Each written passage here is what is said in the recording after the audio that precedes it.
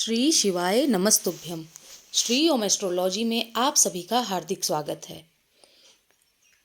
29 जनवरी यानी माघ माह के कृष्ण पक्ष की चतुर्थी तिथि। आज के दिन सकट चौथ का व्रत है।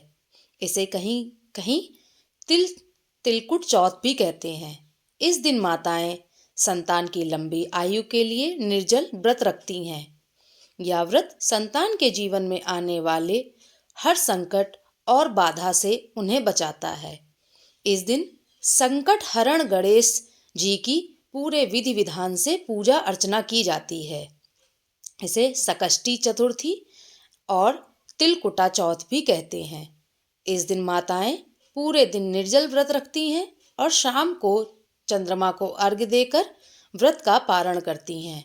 शाम को चंद्रोदय के दर्शन कर पूजा में दूर्वा, शकरकंद, गुड़ और तिल के लड्डू चढ़ाए जाते हैं।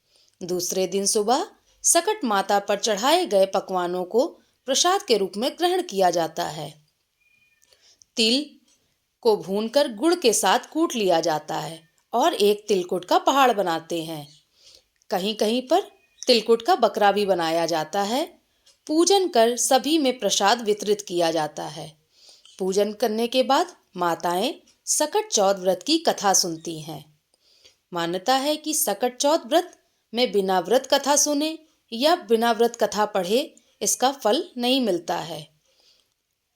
ज्योतिष विद्वानों के अनुसार सकट चौथ का व्रत कथा बिना अधूरा है। इस व्रत को लेकर कई कहानियां प्रचलित है। चलिए उनमें से सुनते हैं। सकट चौथ व्रत की कथा। एक बार माँ पार्वती स्नान करने गईं। स्नान घर के बाहर उन्होंने अपने पुत्र गणेश जी को खड़ा कर दिया और उन्हें रखवाली का आदेश देते हुए कहा कि जब तक मैं स्नान कर खुद बाहर न आऊं, किसी को भीतर आने की इजाजत मत देना। गणेश जी अपनी माता की बात मानते हुए बाहर पहरा देने लगे। उसी समय भगवान शिव माता पार्वती से मिलने आए, लेकिन गणेश जी ने उन्हें द्वार पर ही कुछ देर रुकने को कहा।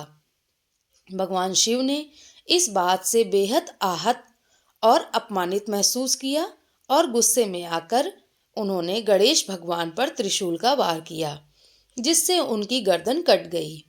स्नान घर के बाहर शोरगुल सुनकर जब माता पार्वती बाहर आईं, तो उन्होंने गणेश जी की कटी गर्दन देखी और वह देखकर रोने लगी। शिव जी ने कहा कि गणेश जी के प्राण फिर से वापस कर दें। शिव जी से कहा। इस पर शिव जी ने एक हाथी का सिर लेकर गणेश जी को लगा दिया। इस तरह गणेश जी का दूसरा जीवन मिला। तभी से गणेश जी की हाथी की तरह सूंड होने लगी। तभी से महिलाएं बच्चों को की सलामती के लिए माघ माह के कृष्ण पक्ष की चतुर्थी को गणेश चतुर्थी का व्रत करती हैं। बोलिए गणेश भगवान की जय, संकटा मैया की जय। सुनते हैं सकट चौथ व्रत की दूसरी कथा। एक नगर में एक कुम्हार रहता था। एक बार जब उसने बर्तन बनाकर आवा लगाया तो आवा नहीं पका। परेशान होकर वह राजा के पास गया। बोला कि महाराज, ना जाने क्या कारण है कि आवा पक ही नहीं रहा है। राजा ने राज पंडित को बुलाकर कारण पूछा तो राज पंडित ने कहा, हर बार आवा लगाते समय एक बच्चे की बलि देने से आवा पक जाएगा। राजा का आदेश हो गया। बलि आरंभ हुई। जिस परिवार की बारी आती वह अपने बच्चों में से एक बच्चा बलि के लिए भेज देता।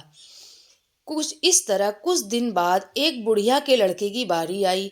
बुढ़िया के एक ही बेटा था तथा उसके जीवन का सहारा था, पर राजाज्ञा कुछ नहीं देखती। दुखी बुढ़िया सोचने लगी, मेरा एक ही बेटा है, वह भी संकट के दिन मुझसे जुदा हो जाएगा। सकट के दिन तभी उसको एक उपाय सूझा।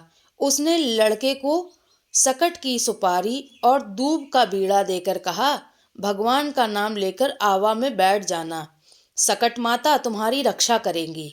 सकट के दिन बालक आवा में बिठा दिया गया। बुढ़िया सकट माता के सामने बैठकर पूजा अर्चना करने लगी। पहले तो आवा पकने में कई दिन लग जाते थे, पर इस बार सकट माता की कृपा से एक ही रात में आवा पक गया। सवेरे कुम्हार ने देखा तो हैरान रह गया, आवा पक गया था। बुढ़िया का बेटा जीवित और सुरक्षित था।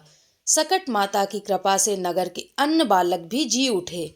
यह देखकर नगर वासियों ने माता सकट की महिमा स्वीकार करी। तब से लेकर आज तक सकट माता की पूजा और व्रत का विधि विधान चला आ रहा है। जिस प्रकार सकट माता ने उनके बच्चों की रक्षा करी, इसी प्रकार सकट माता हर माँ के बच्चों की रक्षा करें। बोलिए सकट मैया की जय, गणेश भगवान की जय। सुनते हैं तीसरी कथा। एक बुढ़िया थी, वह बहुत गरीब और दृष्टिहीन थी। उसके एक ही बेटा बहू था। वह बुढ़िया सदैव गणेश जी का पूजन किया करती थी। एक दिन गणेश जी प्रकट होकर बुढ़िया से बोले, बुढ़िया माँ, तू चाहे जो कुछ मांग ले। बुढ़िया बोली, मुझसे तो मांगना नहीं आता, और कैसे और क्या मांगूं। तब गणेश जी बोले, अपने बेटे बहू से पूछकर मांग लो। तब बुढ़िया ने अपने बेटे बहू से कहा, गणेश जी कहते हैं कि जो कुछ मांगना है मांग लो। तो पुत्र ने कहा कि माँ धन मांग लो। बहू से पूछा तो बहू ने कहा, माँ नाती मांग लो। तब बुढ़िया ने सोचा कि ये तो सब अपने अपने मतलब की बात कह रहे हैं। तब बुढ़िया ने पड़ोसिनों से पूछा तो उन्होंने कहा, बुढ़िया तुम तो थोड़े दिन ही जियोगी, तुम धन मांगो क्यों नाती मांगो, तुम अपनी आंखों की रोशनी मांग लो, जिससे तुम्हारी जिंदगी आराम से कट जाए। इस पर बुढ़िया बोली, यदि आप प्रसन्न हो तो मुझे 9 करोड़ की माया दें, निरोगी काया दें, अमर सुहाग दें, आंखों की रोशनी दें, नाती दें, पोता दें, सब परिवार को सुख दें, अंत में मोक्ष दें। यह सुनकर तब गणेश जी बोले, बुढ़िया माँ, तुमने तो हमें ठग लिया, फिर भी तुमने जो मांगा है वचन के अनुसार मैं तुम्हें दूंगा। यह कहकर गणेश भगवान अंतर्ध्यान हो गए। उधर बुढ़िया ने जो कुछ मांगा सब कुछ मिल गया। हे गणेश भगवान, जैसे तुमने उस बुढ़िया माँ को सब कुछ दिया, वैसे ही सबके घर में अन्न धन, घर परिवार बच्चे सबको स्वस्थ रखना, सबके ऊपर आया हुआ हर संकट टाल देना, हम सबका अमर सुहाग रखना। हे गणेश भगवान, कृपा बनाए रखना। आपकी कृपा बनी रहे। बोलिए गणेश भगवान की जय, संकटा मैया की जय, सकट चौथ की जय।